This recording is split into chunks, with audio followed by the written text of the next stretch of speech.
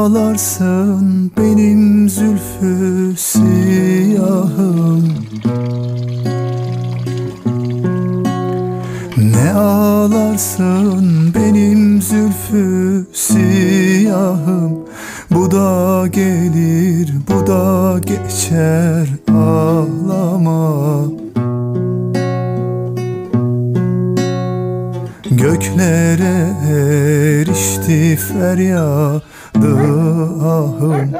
Bu da gelir, bu da geçer, ağlama. Bu da gelir, bu da geçer, ağlama. Göklere erişti feryadı ahım. Bu da gelir, bu da geçer, ağlama. Bu da gelir, bu da geçer, ağlama.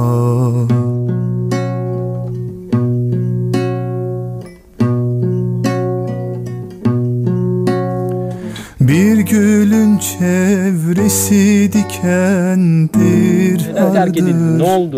Bir olay mı yaşandı? Ya işte hoca kurdular. Hoca oldular. Bir gülün çevresi dikendir, hardır.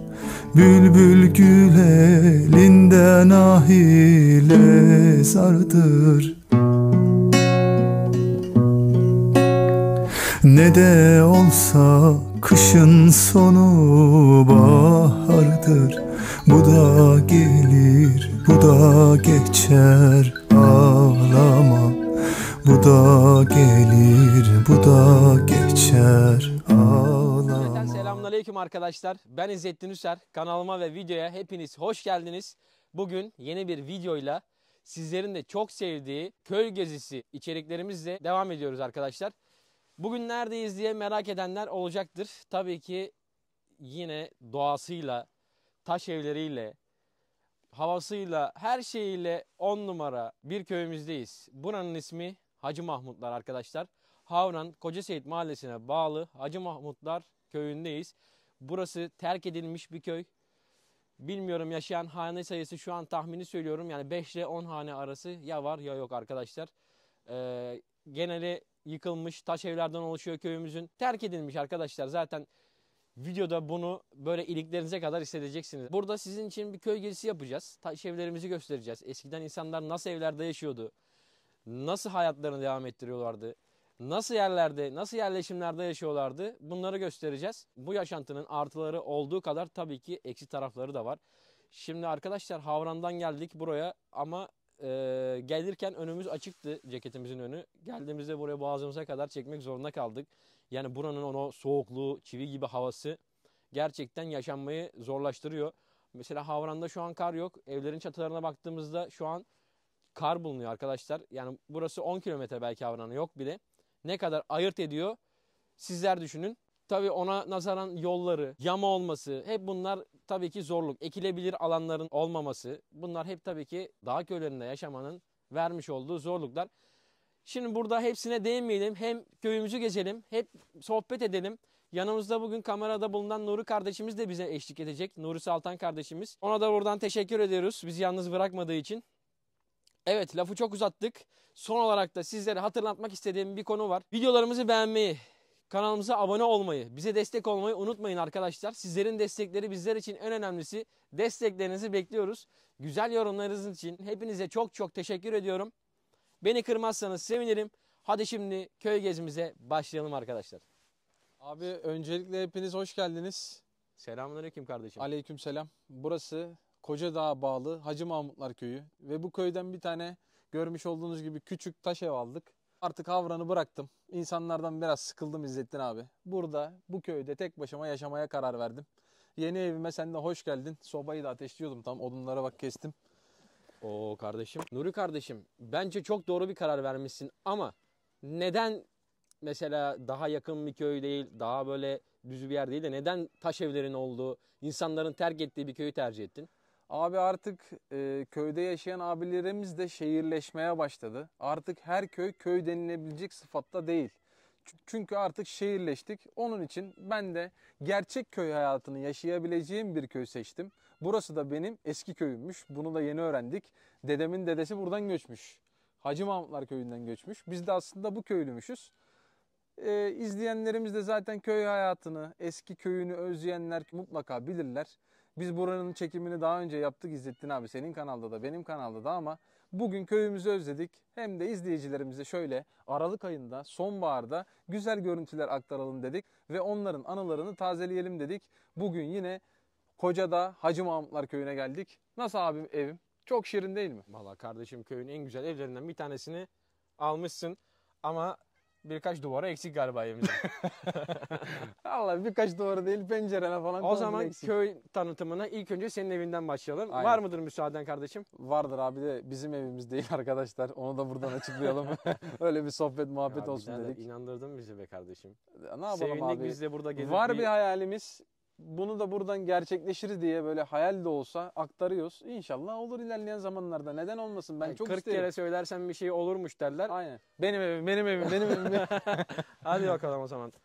Senin olması niyetiyle Şimdi abi, girelim. bu Şöyle ev- bir tanıt bakalım bize evimizi. Bir dakika sana bir soru soralım. Sen artık köylerde, gezilerde nam yapmış, Türkiye genelinde izlenen bir insansın. Evet. Şimdi bu köylerde eskiden hep evler taşmış. Evet. Neden taş ev tercih etmişler? Bildiğin kadarıyla bize aydınlat. Vallahi İzzettin abi şimdi bu taş evlerin maliyeti diğerlerine göre ucuz oluyor. İnsan da bu taş evi kendisi yapıyormuş eskiden. Evet kardeşim. Yani herhangi bir tahta maliyeti olsun, demir maliyeti olsun maliyet yok. Şuralardan topladığın taşlarla burada gerçekten bir ev inşa edebilirsin. Hala daha bak mesela gel buraya. Bir sürü burada yıkık taş var, Evet. tuğla evet, var. evet. Yukarı çık orada aynı şekilde. Yani köyün yapısı taş olduğundan dolayı burada da genellikle hep taş evler var. Ben inanıyorum ki yani buradaki evleri de alanlar, kendi ev sahipleri kendisi yapmış. Uzun zaman önce tabii. Evet. Bu köy neden terk edilmiş diyenlere... Bu köy neden bu hale geldi? İnsanlar eskiden burada yaşıyorlardı. Hayatını devam ettiriyor. Neden Evet. terk edildi? Ne oldu? Evet, neden Buradan- terk edilmiş? Şimdi burası Havran'a yaklaşık olarak 7 kilometre olan bir köy. Hemen bunun alt tarafında 2 kilometre sonra bir köy daha var. Havran'a daha yakın. Yani Havran'a biri 3 kilometre, biri 7 kilometre. Onun için buradan göçmüşler Kocadağ'a. Oradan da artık yavaş yavaş Havran'a göç ediyorlar. Burada şu an hiçbir yaşayan yok. Bir kişi var sadece. O da hayvancılıkla uğraşıyor. Yazlık olarak kullanılan bir köy olmuş burası. Yazın gelip bakın orada villalar yapmışlar. Yani yeni evler, birkaç tane yeni yapı var zaten köyde. Evet. Onlar da büyük ihtimalle dışarıdan buraya satın almış, Aynen. evini yapmış, yeni evini yapmış. Aynen dışarıdan geliyor yazın adam mangalını Evet. yakıyor. Sessiz sakin aslında kışın yaşanılabilecek bir köy burası. Şu an ne kadar huzurlu biliyor musun ortam? Kimse yok sadece Evet. bütün köy senin. Düşünsene abi. Yak mangalını, sobanda şöminen olsun, güzel bir evin olsun taş evde. Evi yaparken de böyle biraz özen. Sessiz, sakin, huzurlu. Bence herkesin isteyip de yaşayamadığı bir köy ortamı. Köyün zaten bütün elektriği, suyu, her şeyi mevcut. Tek eksik burada insan. Umarım İnsan yok. olmasın abi. İnsanla işimiz yok. Ki hayvancılık yaptığı için köyde herhalde o hayvancılık yapan abinin kedisi burası da. Aynen. Peki Şöyle- şu evin içini gösterme şansımız var mı? Kapıda kardeşim? kilit var abi mi onda. var? O zaman biz Şimdi sadece belki de bu kapıda kilit var. Genellikle bütün köy evlerinin kapısı, bacası açık arkadaşlar. Hep beraber girelim. Wow. Şöyle bir taş evlere bakalım. Hem de sizlere köyün ortamını gösterelim. Yalnız köyü terk etmeden önce artık kiminse bu odunlar abimiz buraya yığınak yapmış. Yakamadan köyü terk etmiş. Bakın arkadaşlar mesela köyün Bir dakika. yolu da mevcut yani. Çok güzel yolları var. Eski köy yolları burada abi. Burada gelinler falan beygirle Kardeşim, öküzle gidermiş eskiden. Yani yollar yine fena değil ya köyün içinde ama tabii bazı yerler var artık suyun aşındırmasıyla bayağı bir kötü hale gelmiş. Mesela yan tarafımızı arkadaşlar telle çevirmişler. Büyük ihtimalle burası satıldı. Aynen burası satılmış. Adam Satın alan- tapusunu şey yapmış yani parselini belli olsun diye. Aynen. Satın alan adam da böyle beton direkli etrafını telle çevirmiş. Burasını ben ilanda gördüm. Burası da satılık tekrardan. Tekrardan satılık şu an. Aynen abi. İçindeki ev arkadaşlar kullanılabilir bir ev değil. Eski bir ev. Çatısı matısı akmış. Yani artık bu tekrar yıkılıp belki daha büyük bir ev yapılabilir. Veya aynı evi restore edebilir. Çatısını değiştirebilir. Bilmiyorum. Şimdi abimizin buradaki tercihine evlerin göre. genellikle hepsi tadilat isteyen bir ev. Yani alan Evet. insan tadilatını yaptırır. Bir de arkadaşlar burası terk edilmiş köy deyip de buradan ev almaya kalksak yani burası terk edilmiş kimse yok burası ucuzdur diye aklımıza gelmesin. Gelmesi İnanın vallahi burası pahalı. daha pahalı. Girişte bir yer vardı satılık. 13 tane 13 milyon 13 istiyordu milyon mesela. para istiyorlar. Yani bize çok aşırı yüksek geldi. Buralarda bile arkadaşlar yerler pahalı. Şöyle bir etrafı göstereyim size. Zaten ara görüntüler de koyacağım arkadaşlar. Bakın, evler kullanılmadığı için, çatıdan su aldığı için yıkılıyor bu evler. Eğer çatıdan su almasa bu evler hala ayakta dururdu. Tadilat görmediği için bu hale gelmiş Ama köydeki evlerimiz ne yazık çok ki. güzel değil mi abi? Mesela şurada tepedeki eve bak. Mesela benim hayalim bu. Şöyle bir geç bakalım. Bak yukarıda. Tadilatını yaptıktan sonra bence oturabilirsin bu evde. Hiçbir sorun yok. Ama eski evler olduğundan dolayı tek sorunu biraz alçak olması. Yani ben 1.80 boyundayım. Şöyle bir bak, onun kapısı sanki açık gibi. Bir gidelim bakalım mı içerisi nasıl? Gel abi gidelim Dışarıdan bakalım. görüntüsü nasıl? Bak mesela buradaki evimizi bir abimiz almış. Çok güzel inşa etmiş tekrardan. Kullanılabilir hale Bu getirmiş. eski Türk filmlerindeki kaleler gibi böyle taş hep duvarlar arkadaşlar. Evet. Yani biz bu evlerde biz yaşamadık. Biz görmedik. Mesela dağlarda değil de mesela daha böyle düz köylerde, yakın köylerde taş değil de kerpiç ev. Bak Daha mesela ön abi, planda. burası artık ev miydi dam mıydı tartışılır ama bak avlusu bile taştan. Evet. Maliyet yok. Herkes kendisi yapıyor. Herkes taştan. Acaba hani sıcakta tutuyor mu kışın? Tabii. Taş mesela şeye göre daha mı iyi? Kerpiçe göre daha dayanıklı mı oluyor? Yani kışın sıcak, yazın Şöyle bir serin bakalım tutması. bakalım evin içinde ne var? Bu ev de kilitli. Tetanoz aşısı olmam lazım. Kilitli bu ev. Arkadaşlar şöyle Ha pencereden göster. pencereden bir göstereyim ama yani kullanılmaz vaziyete gelmiş. Görüyorsunuz, çatısı yıkılmış. Yani üzücü bir durum. Keşke bunlar olmasaydı. Keşke buralarda yaşayan insanlar olsaydı. Ne kadar iyi olur böyle cıvıl cıvıl bir köy olsaydı. Yani burası Havran'a 8 kilometre uzaklıkta bir köy ama gerçekten soğuk deme abi. Yani Soğuk, köy soğuk, hayatını soğuk. tamamen yaşayabiliyorsun. Soğuk kardeşim. Köy dediğin soğuk olur abi. Bak mesela köyün manzarası da çok güzel abi. Şimdi Gel bu sana. gittiğimiz yer köyün arka kısmı Evet olarak mı burası kalıyor? köyün arka kısmı. Bakın burası da köyün manzarası. Acaba bu köyü terk etmelerinin sebebi şu karşıda görmüş olduğumuz rüzgar gülleri olabilir mi abi? Bunlar elektrik üretiyor. Bir zararı var mı? Bilenler varsa yorum kısmına da yazarsa seviniriz. Biz de öğrenmiş oluruz. Yani Ben pek bir zararı olduğunu düşünmüyorum ama ben de mutlaka düşünmüyorum. vardır. Yani belki bu köy terk edilmemiş olsa bunlar için köyler ücret bile alabilirdi, öyle söyleyeyim. Hani kurulmaları için, şey için. Belki de alıyorlardır. Manzarası Tapu ve sahipleri. doğası gerçekten çok Burası güzel ama. köyün arkası arkadaşlar. Ön tarafı tabii ki bütün körfez ayaklarınız altında. O manzaraların zaten görüntülerini göreceğiz. Hep birlikte şu an geziyoruz. Yani videodan çıkmayın arkadaşlar. Daha ne taş evler, daha ne manzaralar. Burasını da görüyor musun abi? Ne güzel. Mesela büyük Evet. bir avlu ve komple taştan yapılmış. Yani hayvancılık için bence birebir her Abi- taraf mera arkadaşlar. Yani hayvanın zarara gidebileceği bir Aynen. yer yok. Tam keçi merası burası. Salma abi. Düzgün Şur- köpeklerle. Aynen şurada mesela bir tane ağırın olacak. Mesela keçileri buraya kovalayacaksın abi. Burada hiçbir zararı yok. Ta üst yola kadar neredeyse bak görüyorsun. Evet. 250-300 dönüm civarı boş bir alan. Burada keçi Ya 3-4 saatte karnını doyurur tekrar ağıra gelir. abi benim zaten şey var ya, özencim ne biliyor musun? Böyle hayvancılık yapayım. Atıma bineyim. Atımla böyle koyunlara güdeyim. Keçileri güdeyim. Köpekler yanımda. Abi sen Diriliş Ertuğrul'u çok Altar'ın izliyorsun ya. oğlu Tarkan. Hayır. Yani benim böyle bir hevesim var, bir özencim var. Zaten at bizim Türklerin şeyinde var, geninde var. Valla mutlaka bizi izleyenlerin kullanmak. %85'inde bu özenç, bu Vardır. sevgi Bir vardır. tek biz değiliz, doğru söylüyorsun. Tek biz değiliz. Bizim kanalı izleyenler zaten genellikle Şimdi köy Nuri hayatı. bizi nereye götürüyorsun kardeşim? Şimdi bir abi anlat sizi bakalım. şöyle yani. bir köyün içini gezdireyim. Bir köyün meydanına doğru gidelim. Bir tane camimiz var. Cami kullanıma açık. Hala daha gelip içeride namaz kılanlar olabilir yani Şöyle köyü bakın ziyaret arkadaşlar. edenler. Bir yandan ben görüntüleri de vereyim ki izleyenler de hep Nuri'yi çekiyorsun, köyü göstermiyorsun demesinler.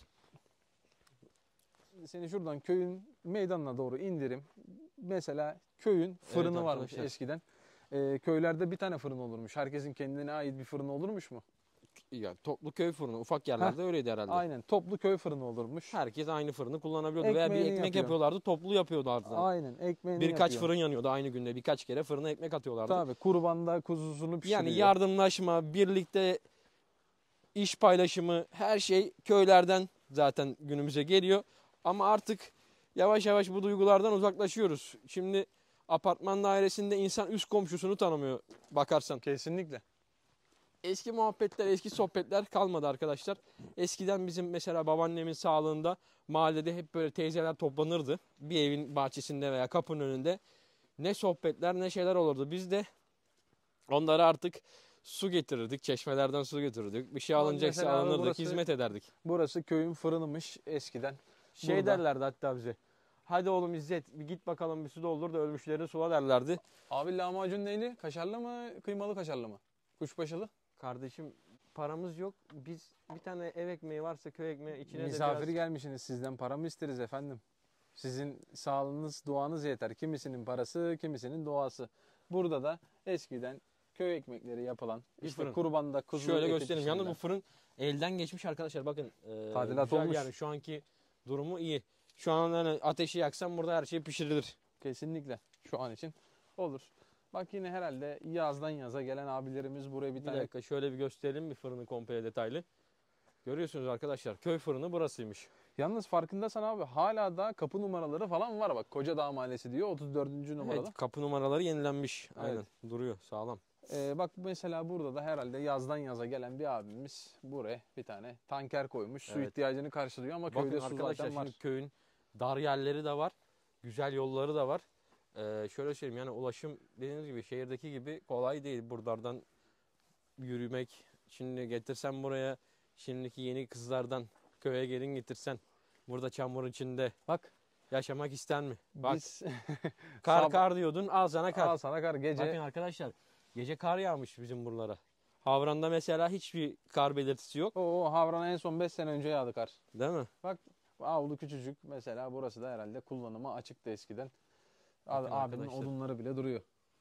Ya eskiden zaten ocak dışarıda olurmuş. Yani böyle mutfak evin içinde ayrı bir yerde olurmuş. Yani bu evin içinde mutfak olmuyormuş. Ocak ayrı, tuvalet ayrı, dışarıda olurmuş. Bak zaten tuvalet şurada dışarıda. Evet. Orada, Mesela şurası taştan. da bir tuvalet arkadaşlar. Yani bizim çocukluğumuzda biz ucu ucuna yetiştik. Öyle söyleyeyim. Ama eskiden tabii daha sıkıntılı. Mesela kışın soğukta tuvalete gitmek bile bir dert. Ama Bak onlar abi, işte tuvalet öyle dedin. Şimdi de görmüşler, bak öyle mesela- alışmışlar ve bunları yadırgamamışlar. Bakın köyün içinde şöyle geziyoruz. Gezdiğimiz ortamlara bakın arkadaşlar. Yani evden eve geçiyoruz şu an. Mahalle arasında geziyoruz yani. Bak mesela tuvalet dedin sen, mesela burası eskiden kullanılan bir tuvaletmiş. Yani mesela şu Lavabomuş. evin tuvaleti Evet şurada bu evin- karşıda dışarıdaymış arkadaşlar. Bu evin tuvaleti. Evlerin içine girmek de şey geliyor abi, biraz sıkıntılı geliyor çünkü evler her an göçebilir. Göçük Evet, altında evet, evet. kalmayalım burada. Biraz sıkıntılı bak. Şuradan gelip gösterirsen olur, hala daha akıyor zaten bak şurada suyu. Şu kapı açık mı? Kapı açık değil. Kilitli mi bakayım? Kilitli. Kilitli mi? Telle bağlamışlar. Telle bağlamışlar da içeride şuradan sağdan gösterebilirsin. Yok yok tel açık. Bak şöyle gelelim. Arkadaşlar kapıyı şöyle sizin için araladım. Bakın burası ocaklık var içinde. Büyük ihtimalle mutfak olarak kullanmışlar. Şu hala daha çatısı akıyor. Yani biz bile korkuyoruz içeri girmeye. Şöyle. Ya küçük zaten. Şöyle söyleyeyim 50 metrekare belki bir ev anca var ya da yok arkadaşlar. Rahatsız etmeyelim içeridekileri. Terk edilmiş köy. Sahiplenen olabilir evi. Sıkıntı olmasın. Şimdi Nuri kardeşim. Nereye götürüyorsun bizi? Hiç anlatmıyorsun. Şimdi da. seni nereye götürüyorum İzzettin abi? Nereye? Köyün meydanına getiriyorum. Köyde hep Şimdi yapı gördüm ben. Ev köyün bir gördüm. ucuna geldik mi? Bunun arkasında başka ev yok mu şu an? Yok, bunun arkasında başka ev yok. Burası Ya son toplam evdi. zaten kaç haneymiş ki burası? Çok Ortalama ev de olarak yok. 30 tane Mesela falan. o Kuyucak, Çallı videolarını da belki izleyenler hatırlar. Yine orada da taş Oralarda, evler. Burhaniye'nin köyleri bunlar da arkadaşlar. Oralarda mesela daha fazla yapı vardı. Evet. Yıkılmış ev vardı. Yani hane sayısı daha fazlaydı. Mesela buraya göre daha fazlaydı. Ya burası küçük bir köy abi. Burası Kocadağ, daha evet daha zaten Kocadağ kendisi bir köy. Kocadağ'a bağlı da Hacı Mahmutlar, Yanoba, Suluk, 3 tane de köye bağlı 3 tane ayrı köy vardı. Evet. Bugün Hacı Mahmutları geziyoruz. Şimdi köyün meydanına doğru gideceğiz ama kafama takılan bir soru var. Hep evleri gördük. Hiçbir tane ben kahvehane tarzında bir yer görmedim abi. Eskiden kahve yok muydu? Kıraathane yok muydu? İnsanlar zamanı nerede geçiriyordu? Şimdi kahvelere Abi şimdi bakıyoruz. çok Kahveler eskiye- full. Çok eskiye gidersen insanlar zaten çalışıyordu. Çalıştığı için tarlada çalışan adam akşam eve geldiğinde yoruluyor. Sabah İşte erken kalkıyor. ben de buna değinmek istedim. Kahveye Şimdi gidecek kahveler vakit full. yok. Yani gece zaten eski. Daha da çok eskiye gidersen elektrik yoktu. Gaz lambasında oturuyordu insanlar. Yaşamak ister miydin o yıllarda? Elektrik yoktu. Yani illaki İster miydin yaşamak? isterdim. Elektrik yoktu. İsterdim. E Gaz sen- lambasında ders çalışmak isterdim. Belki o sıkıntıları görsek, yaşasak şu anki şeylerin kıymetini daha çok anlardık diye düşünüyorum. Biz onları kaçırdık. Doğru aslında. söylüyorsun abi. Telefonsuz bir hayat yaşamak isterdim. Biz birazdan modern çağın çocuklarıyız. Evet. Bakın arkadaşlar, köyde gezerken bir tane de size taş bulduk. Yani içinde su var. Bu ne işe yarıyordu acaba? Ne için kullanıyorlardı? Nuri, senin bir bilgin var mı bu konuda? Benim bilgim, tahmin edebiliyorum sadece. Bu taş evin önünde olduğu için buradan yoldan geçenler, hayvanlar buradan su içiyor olabilir. Ev sahibi kapının önünde çamaşırlarını yıkıyor olabilir. Başka bildim, sabah kalktıktan sonra elini yüzünü yıkıyor da olabilir abi. Olabilir. Bir bilenler varsa yorumlara yazın arkadaşlar. Sizler Eskileri belki bilenler. bizlerden daha yaşça büyüksünüz. Siz böyle bunları yaşadınız, belki kullandınız. Evet. Belirtirseniz, bizi de aydınlatırsanız seviniriz. Biz de öğrenmiş oluruz. Ben de merak ettim şimdi. Bir yandan köy turumuza devam ediyoruz. Nereye gidiyoruz Nuri? Şimdi Böyle buradan aşağıya doğru inelim mi? şuradan aşağı inelim. Mesela İstersen burada bak, abi şurada traktör ekipmanları falan var. Herhalde burada bilmiyorum ya, arazi falan mı ekiyorlar? Bunlar ne zamandan kalma? Tiller var, pulluk var. bunlar Bakın eskiden arkadaşlar. kalma. Yani yine yaşam belirtisi var yani. İnsanlar demek ki gelip gidiyorlar buralara. Şöyle aralardan. Buraya geldiğimizde geçen gün burada bir köpek vardı. Köpek şimdi yok. Mesela burası da köy yolları abi, dikkatli ol bak, düşebilirsin. Bakın arkadaşlar, indiğimiz yerler sular aktıkça zamanla buralar aşınmış arkadaşlar. Suyun önünde hiçbir engel Bak duramaz. mesela abi, burası da bir köy yolu. Yani geçenki yağmurlarda buralardan dere akıyormuştur ya. Bizim şehri bile su bastı. Buralarda çok su akmıştır yani. Evet. Nuri, bizi nereye götürüyorsun kardeşim? İyice böyle esrarengiz bir yere geldik gibi. Şimdi abi burada da yine güzel köy evleri var. Taştan. Bak mesela mükemmel bir taştan köy evi. Bu da yine avlusu var. Yazın suyu var. Domatesini, biberini, patlıcanını ekebilirsin. O köyün camisi karşıda galiba. Şöyle bir yakınlaştıralım. Bakın arkadaşlar, eski bir camimiz. Demirden bir minaresi var.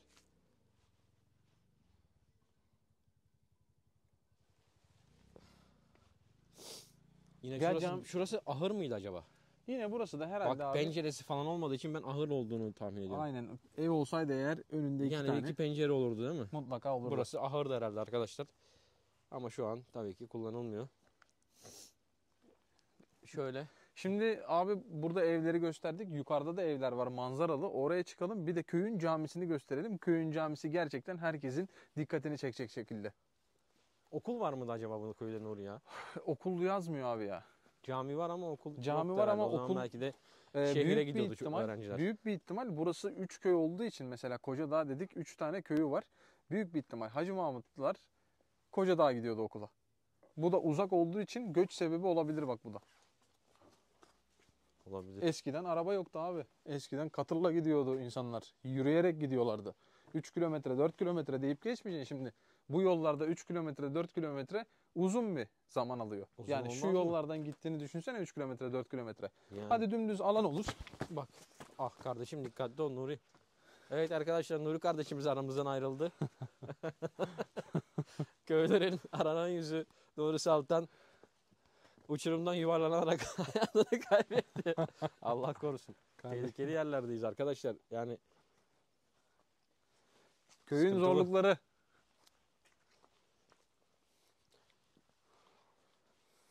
yine geldiğimiz yerler, fırınımızı hatırlarsınız. Pideci Nuri Usta'nın fırını.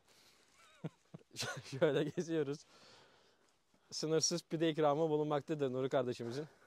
Nuri, geldiğimiz yerlerden mi geçiyoruz? Nereye gidiyoruz? Yok, burası farklı aklım bir alan karıştı. Çünkü her yer birbirine benziyor. Çünkü her ev taş ev olduğu için hepsini Taş ev, birbirine hep benzetebiliyorsun. eski yapı. Şimdi üst yoldan geldik biz. Şimdi de alt yolu kullanıp gideceğiz abi. Burası Şimdi, da biz gelirken üstten geldik. evet bak mesela Şimdi burası alt yol arkadaşlar. burası dediğimiz gibi yine birinin satın almış olduğu bir yer dedik. Telle Evet. çevrilmiş etrafı. Kapısı falan açık yani.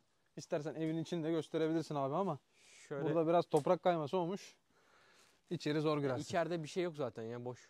Evet. Arkadaşlar içeride Satılıktı herhangi burası bir da. şey İlanda kalmamış. gördüğümde satılık mesela olarak. Kuyucak'ta görmüştük. İçeride eski böyle radyolar, bilmem neler, sandıklar, terlikler, bir şeyler vardı yani. Ya bu köyde de vardır mutlaka ama bu köy biraz Daha daha mı önce mi terk evet, edildi acaba göçmüş burası? abi bu köy. Biraz daha yani Yapılar hengebeli. daha böyle göçük değil mi? Aynen. Şimdi içine girmek de biraz sıkıntılı olabilir. Baksanıza Çünkü arkadaşlar, güzelim yerler ne göçme hale tehlikesi gelmiş var. yani. İşte derler ki eskiler, bir evde nefes yoksa o ev daha çabuk göçer derler hani içinde yaşayan olsa. Nefesle nem oluyor acaba ondan mı? Ya lafın gelişi o bence. He.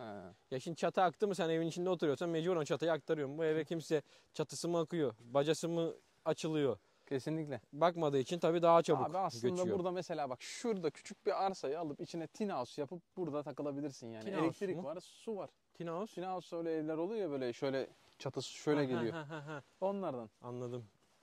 Olmaz mı? Her Ama şey taş olur, evde her şey oturmak olur. tabii daha bir havalı. Her şey olur, her şey olur kardeşim. Şimdi köyümüzün camisi burası mı kardeşim? Aynen abi köyün camisi burası. Sen hangisini isterdin? Tin house'lu bir evde oturmak mı yoksa taş evde Taş mi? evi, ben taş evciyim. Yani merak ediyorum taş evde şöyle sobayı güp güp güp yanınca içerisi nasıl ısınıyor mu? Isınınca Ahşaptan geç bir mi soğuyor? Nasıl? Ya kerpiç evi gördük, yaşamışlığımız var. Ama taş evde hiçbir zaman geçirmedik. Buradan taş evi olan bir abimiz de misafirliğe çağırırsa yiyeceğimizi içeceğimizi alır bir misafirliğe gideriz. Gel abi. Camimizin minaresini şöyle göstereyim. Evet Arkadaşlar- caminin minaresi gerçekten çok dikkat çekiyor abi. Cami bizim şeye dönmüş yalnız. Arıcıya dönmüş galiba. Evet caminin Arı şeyleri koymuşlar. Kovanları avlusuna koymuşlar. böyle arılar falan koymuşlar abi. Vallahi gidiyoruz bakalım ama. Açık mı orası? Burası da bağlı abi. Açılıyor mu? Açılıyor açılıyor. Bir bakalım bakalım. Bak şöyle. Şöyle arkadaşlar bir gösterelim içerisini size. Ama yani hala temiz içerisi mesela çok şey yapmamışlar. Elektrik süpürgesi falan var. Evet hala daha misafirler Yani gelip abdesti olan birisi o geldiğinde namaz kılabilecek şekilde. ama kullanılmadığından dolayı üstü Tabii bakın, komple bayağı bir tozlu. Üstü tozlu. Bir de şöyle söyleyeyim. Yıkılıyor arkadaşlar. Bakın burası açılmış. Yani dediğimiz gibi işte kullanılmadıkça, takip edilmedikçe buralar hep göçecek. Yani aslında bunlar tarihi eser gibi ya Nuri. Abi Böyle şimdi belediyelerin girdiğin zaman değil mi ya da içeri? muhtarlıkların bunlarla ilgili bir çalışma yapması gerekmez mi sence? Valla olabilir aslında abi. Bu evi komple bu köyü komple satın alıp içerisine güzel evler yapıp mesela turistiği de açılabilir Açılabilir bu değil ev. mi? Aslında böyle Alalım güzel seninle taş ortak evler. abi bu evi. Bu köyü ortak alalım abi seninle. Kardeşim nasıl alacağız? Ayağımıza çorap Hayvancılık, alamıyoruz. hayvancılık kredisi çekeriz abi seninle. Şimdi çorapları göstersem izleyenler gerçekten şeye girecek yani. 5 tane parmak varsa 3 tanesi dışarıda baba çoraplar. Camiden çıktık. Bakalım yine ilerliyoruz köy yollarında sizler için.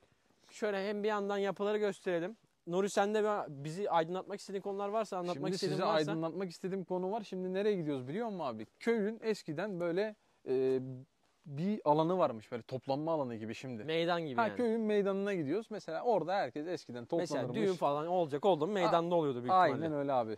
Mesela bak burada çok küçük yine bir ahır mı desek, ev mi desek, Ben avlusu ahır da var. derim. Ahır diyorsun değil mi sen? Ben ahır diyorum. Gel bakalım ahır mı ev mi? İddiaya girelim mi?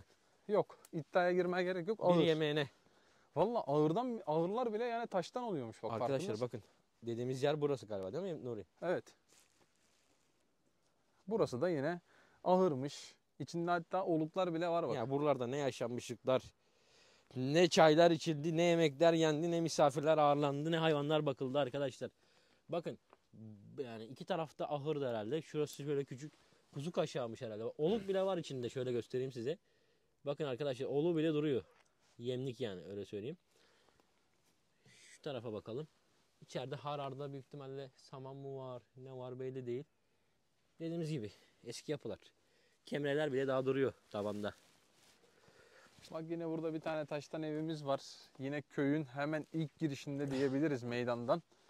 Çok hoş duruyor. Ama tek sorunu dediğim gibi eski köy evlerinin bayağı bir sıkıntılı olması. Nasıl içerisi? Abi içerisi akıyor ya.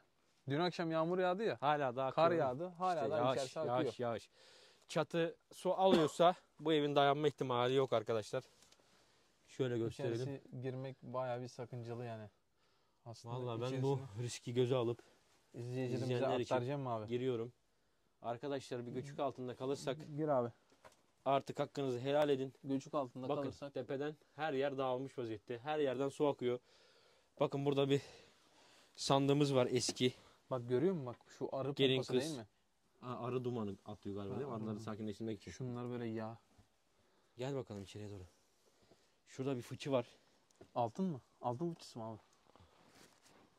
Korkuyorum da ya. Çatıya baksana, şu tepeye göstereyim. Bomba yapmış artık sudan Abi arkadaşlar. sen gir de eğer üst altında kalırsan ben AFAD çağırırım. Şöyle göstereyim. Buralarda aracılık yapmışlar herhalde son olarak terk etmeden Evet. önce.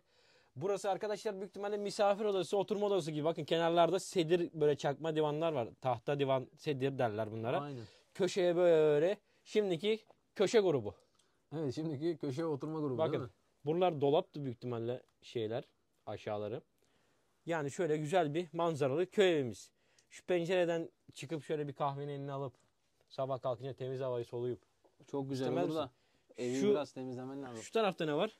Burada da yine arıcılar arı koymuş abi. Kovan koymuş. Kovan koymuş. Burası bak Başka arkadaşlar dediğimiz gibi burası mutfak.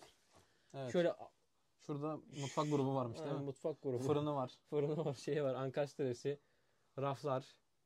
Burası da mutfağıymış. Yani tavanlar da ne kadar çok alçak arkadaşlar. Bilmiyorum, daha iyi ısınsın diye mi acaba tavanları alçak Büyük tutuyorlar? ihtimal abi. Abi çıkalım. Kapıların girişleri alçak. Şöyle göstereyim, yani girdiğimiz kapı. bence. Nasıl çıkıyorsun? Kaç senin boyun? Benim boyum 1.80. Şöyle biraz daha yukarı çıkarsam kafa Tamam. değiyor yani bak şuraya. O yüzden böyle Eğilerek. eğilerek çıkıyoruz mecbur. Herhalde Ama daha çok eskiden böyle ısıtılsın diye. evlerin, atıyorum medreselerin kapıları böyle hep alçak olurmuş. Girerken insanlar hani böyle eğilsin, saygıdan böyle selam versin diye mi? Öyle bir şey duymuştum ben. Vallahi ben hiç duymadım abi. Hani bir alçak gönüllülük belirtisi Evet. olarak mı diyelim Ha artık? şöyle yani içeri giriyorum. İçeriye giriyorsun, eğilerek. hani selamun aleyküm, Anladım. şöyle bir eğiliyorsun, hani bir şey göstergesi, Olabilir saygı aslında, göstergesi mantıklı olarak. mantıklı abi. Gel abi hemen şuradan köyün meydanına da geçelim bak. Arkadaşlar ne kadar şanslıyız ki köyde çobanlık yapan, hala yaşamını burada idame ettiren bir çoban abimize denk geldik. Aklımızdaki soruların bir kısmına soralım. Hem sizler için de biraz yanıt alalım dedik. Öncelikle selamünaleyküm abi, nasılsın? Aleyküm. İyi. İyisin. İsim nedir abi? Erol. Erol abi, kaç yaşındasın? 65 doğumluyum. Aşağı yukarı 56-57 yaşındayım. 57 yaşındasın. Köyde yaşıyorsun hala da. Köyde yaşıyor değil de yani avrana indik diyelim. Ama hayvancılığı mı burada yapıyorsun? Hayvanı burada yapıyoruz. Damın, ahırın burada o zaman. He. Vallahi ne güzel abi. Kaç Evet. hane şimdi sizin köyünüz? Valla Şu an yani eskiden kaç haneydi? Şu an kaç haneye düştü? şu anda kimsizlikler yok şu anda. Evet.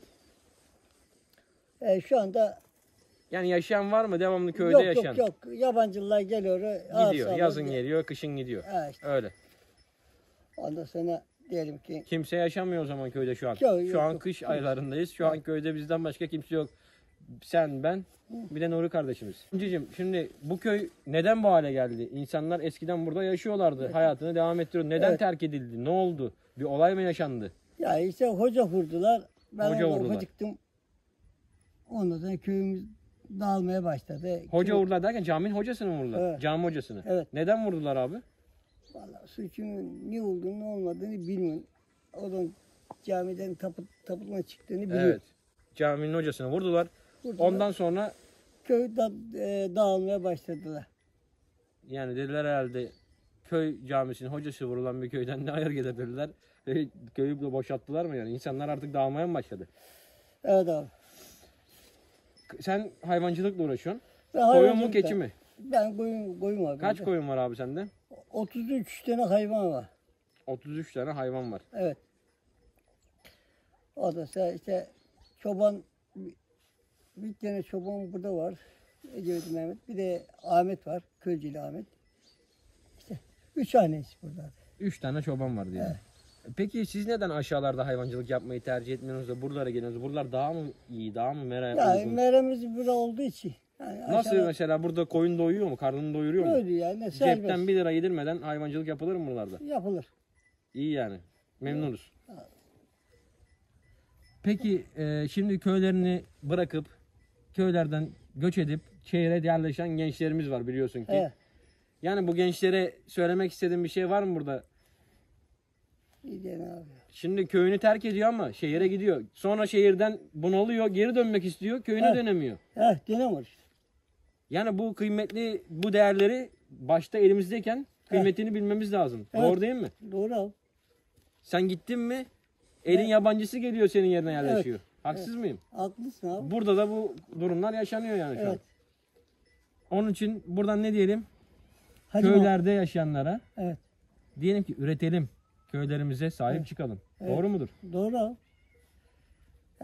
Şu anda kimselikler yok işte. Yok işte görüyorsunuz arkadaşlar. Yani koca olan köy 3 kişi var köyde. 2 misafir 5 kişi. Bu kadarız arkadaşlar. Abi teşekkür ederiz yine bizi bilgilendirdiğin koyunları için. çekeceksiniz. Koyunları da gösteririz. Gitmeden dedik ki bir abimizin hayvanlarını da gösterelim. He. Abimizin ahırına geldik arkadaşlar.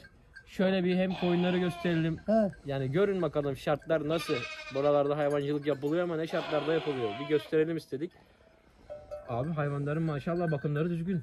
İyi, çok Bir sırf yaylım mı var burada? Başka öyle yem falan yedirmiyorsun anladım. ya, verirsin az verirsin. Az veriyorsun. Yaylım yapmasına göre yani şu an mesela baharda da değil, ot da çok yok ama hayvanların şeyi düzgün. Evet. Ne bunların ırkı ne? Ya işte koyun dava bunlar Sakız mı bunlar? Yani yerli bizim buranın yerli koyunlarından mı? piret. Piret mi? He. Arada çiller var, karagözler var. Evet. Vallahi güzel. Nasıl gebelikleri? Gebe mi hayvanlar? Ya kimini gebe kimini işte doğurdu gece kuşa geliyorlar. Evet abi. Nasıl geçenki yağmurlarda bayağı yağış oldu mu bunlarda? Yollardan dere akmıştır bunlar. Evet. Zor o değil mi abi hayvancılık peki? Ya zor Buralarda? olmaz ya arkadaş ya. Aslında çobancılık iyi bir şey değil ama işte aldık da bulunduk. Yani akmasa da damlasın dedik. Heh, Hayvancılığı devam ettiriyoruz. heh. Vallahi güzel. Başka hayvancı var mı köyde? İşte de Ecevit Mehmet'in böyle çekeceğim siz. Yok yok çekmeyeceğiz. Bir de Ahmet'in Bir de Ahmet abi var dedin. 3 tane hayvancı Evet. var dedin. İyi iyi. Vallahi çok güzel köyünüz varmış. Evet. Dolaştık. Sağ olasın bizi kırmadın. Evet. Sen de bizim videomuza konuk oldun. Evet. Teşekkür ederiz. Bizden bir isteğin bir arzun Yok var sağ ol. mıdır? Yok. Biz senden müsaade isteyelim o zaman. Tamam. Hadi. Allah işini gücünü Hadi. rast getirsin Hadi dayıcım. güle güle abi, sağ ol. Allah'a emanet. Evet. Meydanı da ve manzarası da gerçekten Evet arkadaşlar köy gezimizin artık sonuna doğru yaklaşıyoruz. Köy meydanına doğru gidiyoruz. Nuri sen bu köylü olarak düğününü neden bu meydanda yapmadın? Bize açıklar mısın? abi ben bu köylü olduğumu yeni öğrendim daha. Yeni mi öğrendin? Biz de bu köylüymüşüz. şu manzaraya bakarsanız Dedemiz bu Köyün- köyden göç etmiş. aşağıları bu şekilde. Yapılar böyle arkada dağın yamasında arkadaşlar. Görüyorsunuz. Ve manzarayı da görüyorsunuz. Ve şu ilerideki manzara nasıl? Dağlar karşımızda. Abi çok güzel yayla Ya gibi zaten köy ya. buradan görülüyor. Bakın arkadaşlar. Baksanıza her yere hakimsiniz öyle söyleyeyim. Harbiden Yani Havran'da, galiba burası Edremit'te bir olay mı var? Bir yangın mı çıktı? Patlama mı oldu? Buradan görebilirler herhalde. herhalde ben bu köye çok ısınık bakıyordum ya abi. Evet. Hani herhalde bu köylü olduğum için olabilir mi? Olabilir. Belki de hissediyordur sen Tabii, bir şeyler. belki Hani dedemin burada bir dedesi- parçam var. Dedemin dedesi yaşamış abi buralarda nasıl hissetmeyeyim? Belki bu evlerden bir tanesi de bizim evdi yani. Dedemin evi de mutlaka odur. Yani belki de. Zamanında satıldı tabii biz bilmiyoruz. Aslında seninle beraber dedeni de getirip burada bir köy gezisi yapmak isterim ben. Olur vallahi dedem çocukluğunu anlatsın Yani hiç burada. yoktan bilir burada şu oturuyordu bize bir şeyler anlatır paylaşır. Aynen. Burada Hasan emmi oturuyordu. Ya Ufak Var. bir oğlu vardı. Burada oynardık, top oynardık. Aynen. Bizim sınıf arkadaşımız. Derdi Yani bir yani. şeyler anlatır herhalde bize. Aynen. Çünkü biz bilmiyoruz arkadaşlar ne oldu, ne yaşandı. Bilen biriyle buranın gezmenin tadı bence çok farklı olacağına inanıyorum. Bu da şöyle diyelim, bu videoya eğer 5000 beğeni gelirse senin kanalda dedenle birlikte bir Tamam. köy gezisi yapıyor muyuz? dedemle Hacı birlikte Mahmutları. Hacı Mahmutlar köyüne getiriyoruz dedemi. Burada çok güzel bir Evet video daha arkadaşlar. çekiyoruz. Eskileri anımsatan bir video olur inşallah bu da. Yani normal videolarımız bizim 1500-2000 beğeni alıyor. Çok bir şart koymadık. 5000 beğeni gelirse bu videoya Nuri'nin dedesiyle kameramanlığı ben yapıyorum. Nuri'nin kanalda bir video yapıyoruz. Tamamdır abi. Söz mü? Videoyu beğenmeyi, paylaşmayı ve kanala abone olmayı unutmayın. İzlediğiniz için şimdiden hepinize çok teşekkür ediyoruz. Yorumlarınız bizler için çok değerli arkadaşlar. Bu videonun altına da küçük de olsa bir yorum atmayı unutmayın. Allah'a emanet olun. Hoşça kalın diyelim.